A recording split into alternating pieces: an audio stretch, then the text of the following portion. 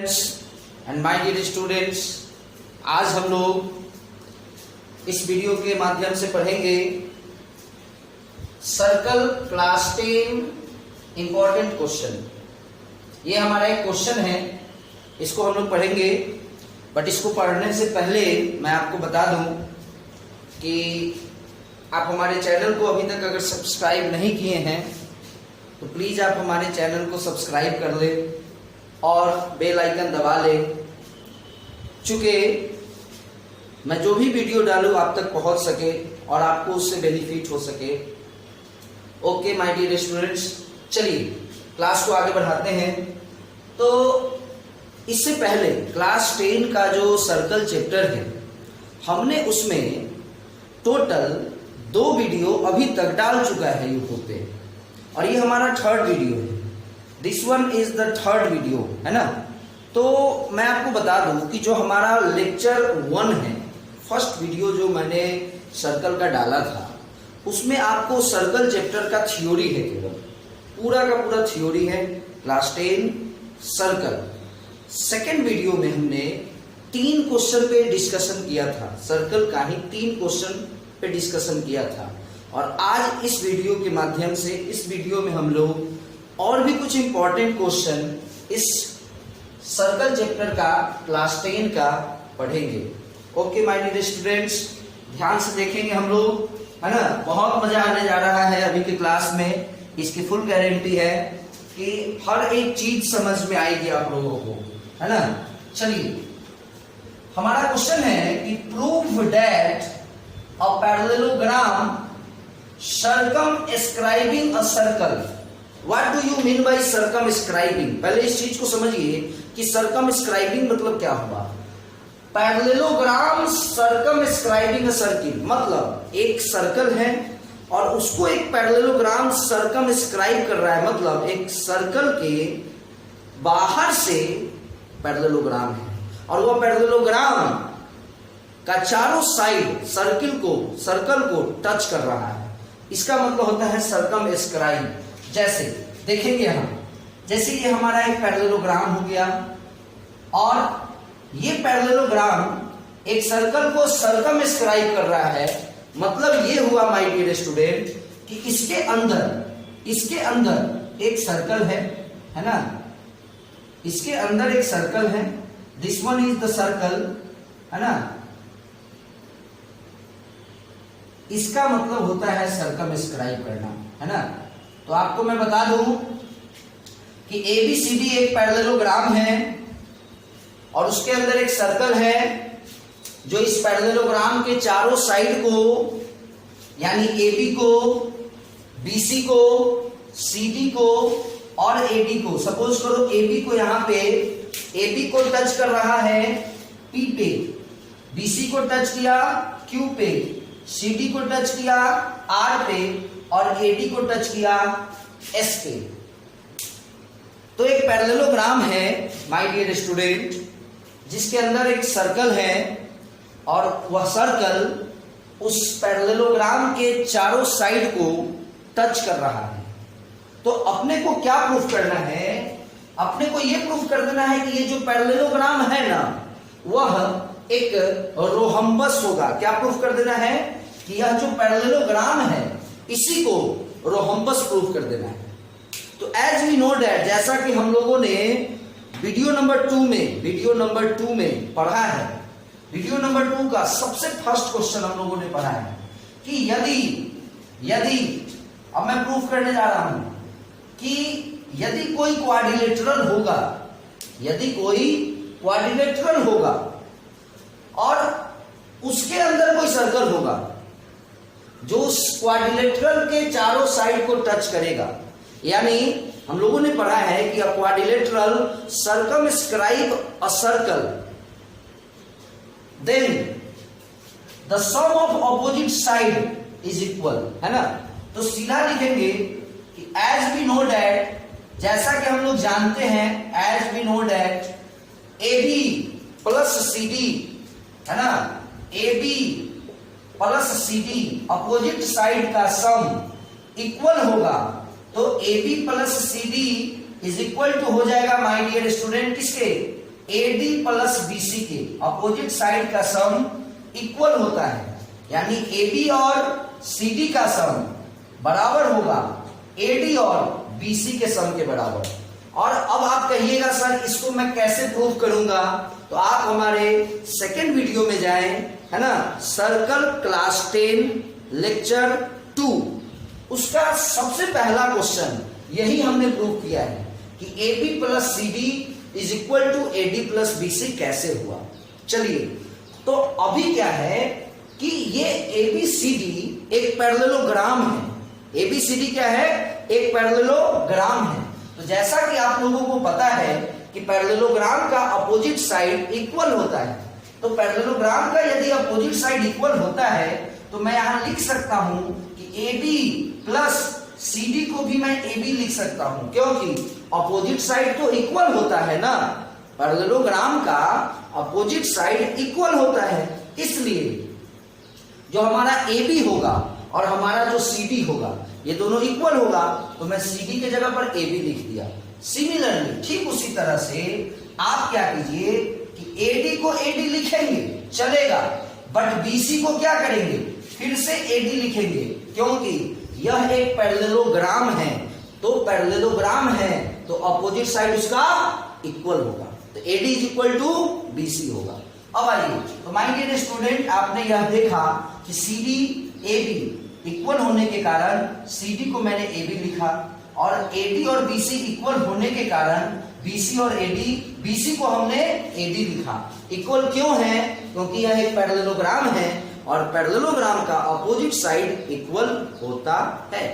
आइए my dear student, AB plus AB plus AB क्या होगा? 2AB। AB प्लस AB क्या होगा? 2AB। और AD प्लस AD क्या होगा? 2AD। दोनों साइड का 2 कैंसिल हो जाएगा, तो बचेगा क्या? AB is equal to AD। तो मैं आपको बता दूं नाउ, अभी हमने क्या पढ़ा कि AB is equal to AD, अभी आया ना, AB is equal to AD, but लेकिन अगर देखा जाए तो ये पैरेललोग्राम है, तो इसलिए AB इज इक्वल टू क्या है? CD, opposite sides are equal, and AD is equal to क्या है? BC। तो अब आप बताइए कि AB is equal to CD है और AD is equal to BC है, यानी AB अगर 10 है तो CD भी 10 है। Very good. AB अगर 10 है तो CD भी 10 है। पूछिए क्यों? Why? Because ABCD is a parallelogram and we know that the opposite sides of parallelogram is equal, है ना। अब आइए, और अभी हमने प्रूफ किया है कि AB और AD इक्वल है, तो हमने जो प्रूफ किया अकॉर्डिंग टू दिस, अगर AB 10 है तो AD also becomes 10, AD भी हमारा 10 सेंटीमीटर हो जाएगा, और यदि AD 10 हो गया तो AD तो BC के बराबर होगा, क्योंकि ABC भी पैरेललोग्राम है, अपोजिट साइड्स इक्वल, यानी BC भी 10 सेंटीमीटर हो गया। तो इस तीनों रिलेशन से, 1, 2 और इस 3 रिलेशन से हमको ये पता चल रहा है कि चारों का चारों side AB 10, BC 10, CD 10, AD 10, हमने ये समझा इस तीनों रिलेशन से कि AB बराबर AD है, और AB बराबर फिर CD भी है, और AD बराबर BC भी है। इस तीनों रिलेशन से we got that AB is equal to BC is equal to CD is equal to AD, and we all know that कि a quadrilateral is said to be rhombus if all the sides are equal। एक quadrilateral को, है ना, हम rhombus कब कहेंगे? जब उसका चारों का चारों साइड बराबर हो जाए, या जैसे ये एक पैरेललोग्राम है तो इसको भी हम लोग रोहम्बस कब कहेंगे? पैरेललोग्राम है तो सिर्फ अपोजिट साइड इक्वल है, बट अगर इसका चारों साइड हमने प्रूव कर दिया कि रोहम्बस है, चारों साइड सॉरी, बट यदि हमने प्रूव कर दिया कि ये चारों साइड इक्वल है तो इट मींस कि ये रोहम्बस है, ABCD इज रोहम्बस। अब आप कहेंगे कि सर कह तो सकते नहीं है, अभी तो लाइव मतलब वीडियो चल रहा है, बट आप लोग सोचेंगे कि सर चारों साइड तो इक्वल स्क्वायर का होता है। नहीं माय डियर स्टूडेंट, याद रहे कि स्क्वायर का चारों साइड इक्वल होने के साथ साथ उसका चारों एंगल भी 90 डिग्री होगा। यानी अगर कोई क्वाड्रिलेटरल है तो उसके चारों साइड को आपने प्रूव कर लिया, उससे वह स्क्वायर नहीं होता है। उसके बावजूद आपको उसके हर एंगल को 90 डिग्री प्रूव करना होगा, तब जाकर वह स्क्वायर कहलाएगा। बट यदि कोई क्वाड्रिलेटरल है और उसके चार साइड को आपने इक्वल कर लिया तो आप उसको रोहम्बस कह सकते हैं। तो यह एक पैरेललोग्राम था जिसका हमने चारों साइड इक्वल प्रूव कर लिया। That's why we say that ABCD is a rhombus. My dear student, मैं समझता हूं कि यह क्वेश्चन आप लोगों को एकदम क्लियर हो गया होगा। चलिए नेक्स्ट क्वेश्चन की ओर बढ़ते हैं, और जितना भी क्वेश्चन हम डिस्कस कर रहे हैं ये सारा का सारा क्वेश्चन आपके सीबीएसई बोर्ड में पूछा गया क्वेश्चन है, इसलिए इसको प्लीज आप लोग सीरियसली में लेंगे, एक ही चीज को बार बार देखेंगे। मान लीजिए ये क्वेश्चन है, ये वीडियो है, आप इसको एक बार देखें, अगर कुछ डाउट रह गया तो आप इसको फिर से देखिए। सारा का सारा डाउट जब क्लियर हो जाए माय डियर स्टूडेंट्स, तब आपको उस वीडियो को छोड़ना है और उसके आगे बढ़ना है। चलिए नेक्स्ट क्वेश्चन इज, बहुत इंपॉर्टेंट क्वेश्चन है ये, ध्यान से देखना है। क्वेश्चन है कि एक राइट एंगल ट्रायंगल है, क्वेश्चन है कि एक राइट एंगल ट्रायंगल है, ध्यान दीजिएगा, यहां एक राइट एंगल ट्रायंगल है, हो गया ए बी सी, है ना।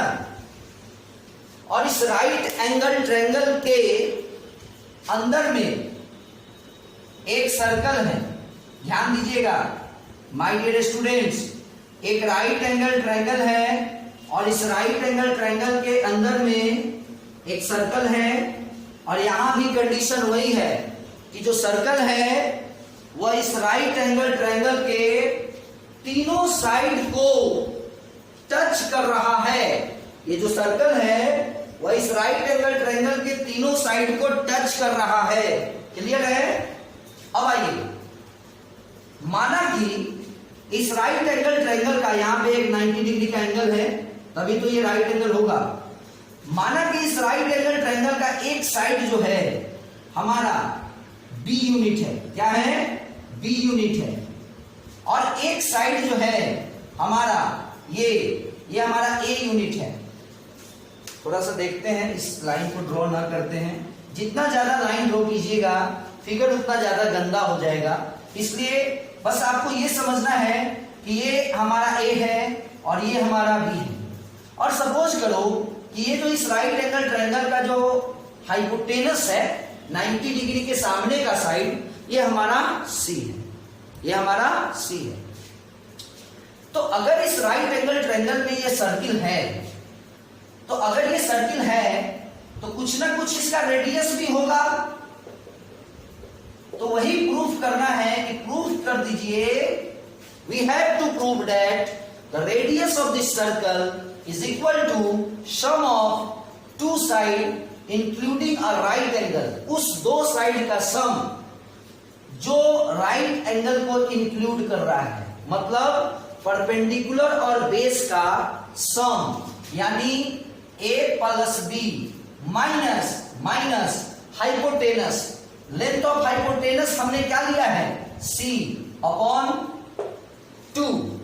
यानी हमको ये प्रूफ करना है। क्वेश्चन को एक बार फिर से शुरू से देखते हैं। क्वेश्चन है कि एक राइट एंगल ट्रायंगल है जिसके अंदर एक सर्कल है, और वह सर्कल उस राइट एंगल ट्रायंगल के तीनों साइड को टच कर रहा है, और उस राइट एंगल ट्रायंगल का एक साइड ए है, एक साइड बी है, और हाइपोटेनस सी है। तो आपको प्रूफ करना है, हमको प्रूफ करना है, इस क्वेश्चन में प्रूफ करना है कि इस सर्कल का जो रेडियस होगा, इस सर्कल का जो रेडियस होगा वो बराबर होगा किसके? उस दो साइड के सम, जिस दो साइड से मिलकर 90 डिग्री बना है, उस दोनों का सम, तो a plus B minus hypotenuse यानी सी अपॉन 2। चलिए देखते हैं इसको। तो let us consider that this is the centre of circle and this is R, it means radius of circle. This is 90 degree, this one is also 90 degree, यहां पे 90 degree होगा। क्यों होगा सो सुन लीजिए। अब ये हमारा एक टेंजेंट बन गया। सपोज कीजिए यहां पे अगर कुछ नाम दे दे हम P, यहां भी नाम दे दे Q, है ना। और इधर से भी आप इसको कर दे, यहां से एक मान लो, इधर से आप लाइन ड्रॉ कर ले, और इसका भी नाम आप लोग, यहां पे ना भी 90 डिग्री होगा R, तो आप नाम दे दीजिए इसको R। माय डियर स्टूडेंट, ये C क्या है? C इस पूरे का लेंथ है और R इसका, इस केवल इस पॉइंट को R हमने दिया है। अब आइए, तो ये सर्किल का तीनों क्या हो जाएगा? तीनों का तीनों क्या हो जाएगा? Radius, radius. अब आइए माय डियर स्टूडेंट देखते हैं, यहां से एक टेंजेंट बना BQ, टेंजेंट बना BQ, और एक टेंजेंट बना BP। तो ये दोनों इक्वल हैं, ये दोनों इक्वल हैं। तो जब, पहले तो इस चीज को समझिए, ये पॉइंट ऑफ कांटेक्ट है और ये हमारा सेंटर है। तो अगर Q पॉइंट ऑफ कांटेक्ट है और ये हमारा सेंटर है, अगर कोई लाइन इस पॉइंट ऑफ कांटेक्ट से जाके मिला, सेंटर से कोई लाइन जा रहा है, जा रहा है, जा रहा है, जा रहा है, और अगर पॉइंट ऑफ कांटेक्ट से मिलता है तो 90 डिग्री का एंगल बनता है, 90 डिग्री। फिर यहां से सेंटर से ये पॉइंट ऑफ कांटेक्ट है, यहां जाकर मिला, यहां भी 90 डिग्री और एक 90 डिग्री ऑलरेडी है। तो यदि 3 90 डिग्री हो गया एक क्वाड्रिलेटरल के अंदर, O P B Q के अंदर 3 90 डिग्री हो गया, 90 90 90, तो हमारे पास जो हमारा फोर्थ ऑप्शन है वो कुछ नहीं बचता है, और फोर्थ ऑप्शन 90 ही होगा, क्योंकि हर हाल में चारों एंगल का सम 360 होना चाहिए। अब आइए, जब किसी क्वाड्रिलेटरल का चारों एंगल 90 डिग्री होता है तो माइंड में सेट रखे कि या तो वह रेक्टेंगल होगा, नहीं तो वह स्क्वायर होगा। जब किसी क्वाड्रिलेटरल का चारों एंगल 90 डिग्री होता है तो या तो वह रेक्टेंगल होगा, नहीं तो स्क्वायर होगा। रेक्टेंगल होता कब? जब अपोजिट साइड इक्वल होता। लेकिन यहां आप देखिए अपोजिट साइड इक्वल नहीं है, ये इसके इक्वल है, एडजेसेंट साइड इक्वल है, इसलिए ये रेक्टेंगल तो होगा नहीं, यानी ये स्क्वायर है। और स्क्वायर का मतलब ही होता है my dear student, all sides are equal. तो अगर ये R है, अगर ये R है तो माय डियर स्टूडेंट ये भी R होगा और ये भी R होगा। बस क्वेश्चन सॉल्व हो गया। क्वेश्चन में अब कुछ नहीं है। अब देखिए, अगर इस पूरे का लेंथ हमने B माना है और ये अगर R है, तो आप बताइए ये कितना होगा? B माइनस R होगा। फिर से सुनिए, ये पूरा B है और ये इतना R हुआ, तो ये क्या होगा? B माइनस R होगा। ठीक उसी तरह से अगर ये पूरा A है और अगर ये इतना R है, स्क्वायर प्रूफ किए थे ना, इसलिए R R R R, तो अगर ये R है और ये पूरा A है तो ये क्या होगा? A minus R। क्या होगा? A minus R। नाउ इस पॉइंट से एक टेंजेंट ड्रॉ हो रहा है CQ और एक टेंजेंट ड्रॉ हो रहा है CR। तो ये दोनों इक्वल होगा ना। तो अगर ये B माइनस R है तो माय डियर स्टूडेंट ये भी B माइनस R ही होगा। और सेम उसी तरह से ये अगर A माइनस R है, यहां से भी दो टेंजेंट ड्रॉ हो रहा है, एक AP और एक AR। हमारे प्यारे स्टूडेंट ये C, बार बार आप अगर C से कंफ्यूज हो रहे हैं तो मैं आपको बता दूं कि ये C क्या है? इस पूरे का लेंथ है, इस पूरे का लेंथ है। हम ऐसे कर लेते हैं, ठीक है ना। अब आइए, अगर ये A माइनस R है तो ये भी यहां से लेकर यहां तक A माइनस R होगा। बस क्वेश्चन हो गया सॉल्व। देखिए कैसे सॉल्व हुआ क्वेश्चन। अब आप बताइए कि क्या मैं इस AC को लिख सकता हूं AR प्लस CR लिख दिया। अब आइए AC, टोटल AC, पूरे AC का लेंथ क्या है? C। AR का लेंथ क्या है बताइए? AR का लेंथ क्या है? A minus R। CR का लेंथ क्या है? CR का लेंथ ये हमारा माय डियर स्टूडेंट ये B माइनस R है ना? ये B माइनस R, इसलिए ये भी B माइनस R। अब ये B माइनस R कैसे? ये R, याद करो ये इसको हमने स्क्वायर प्रूफ किया था। तो अगर ये R और अगर ये पूरा का पूरा B, तो इस पूरे में से इसको माइनस करेंगे तभी तो ये आएगा B माइनस R। तो ये हमारा B माइनस R है।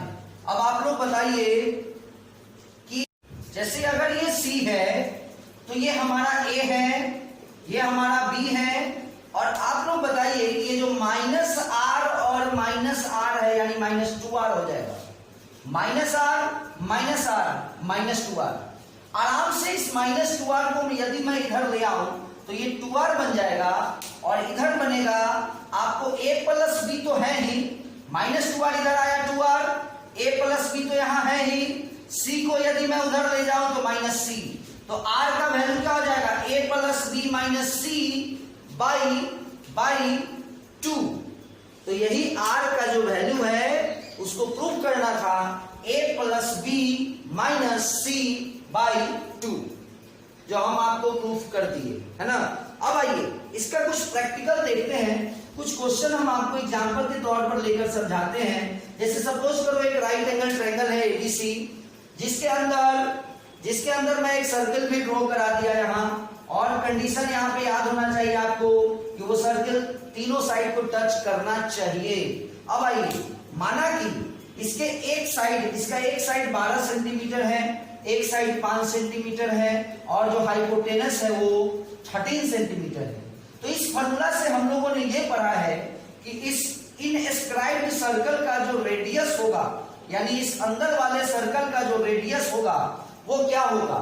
तो उस दोनों साइड को ऐड करना है, जो दोनों साइड मिलकर 90 डिग्री का एंगल बनाया है।